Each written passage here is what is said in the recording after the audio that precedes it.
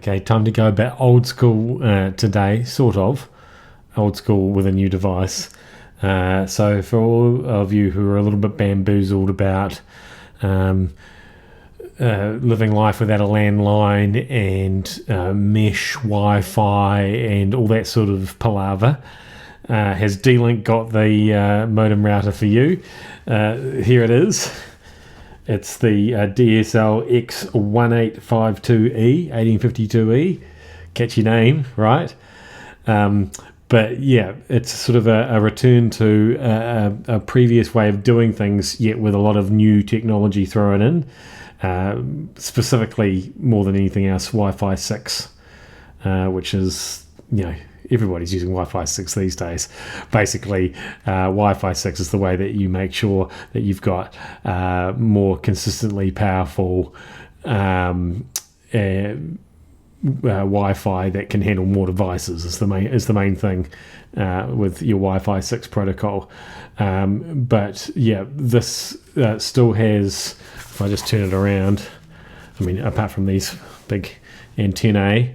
It's got a nice powerful signal that seems to get around my big house pretty well. But you'll see, interestingly, we've got this DSL connection here. So if you're still on VDSL, this is the one for you. And also, of course, significantly, you can plug your VoIP, your voice over internet phone in there. In fact, you can put two phones in there. You got two phone lines for that. Not to mention a USB slot if you want to do, set up a shared storage drive or a network server, a media server, or something like that.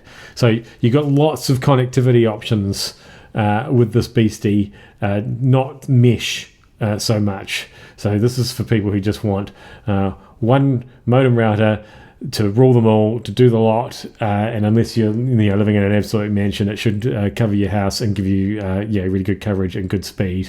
And like I say, lots of ways to connect lots of different things into this one. And it works. It's solid as. My only real issue with it is a silly little one, and it's to do with the all the little lights on the front. Let's have a closer look at that, just for funs. Okay, so just quickly, here's what I'm talking about. So, as a device, it's not huge. With a lot of D-Link routers, you do get these sticky outy antennae, but that's fine. But yeah, here's what I was just talking about. And now that we've got it all fired up, you can see them in action. Why do we need all these lights, all these status lights? That some of them flash, some of them don't. Your power light, your WAN line in, I don't even know what that one's for. This is your one that proves that your internet's going. We've got different sources that are plugged in. Your 5 gigahertz and your 2.4 gigahertz bands that are running. What else have we got here? Your WPS. If you're doing your one button push to connect situation. We've got a USB drive plugged in. That'll need a light. And then of course your first and second phone lines. They all need lights apparently. By all means have the lights if you've got to have the lights. But at least let me turn them off somehow, please. I will say, if we look at it from a distance, not super bright or super obvious. They are pretty tiny, but still enough of the lights already.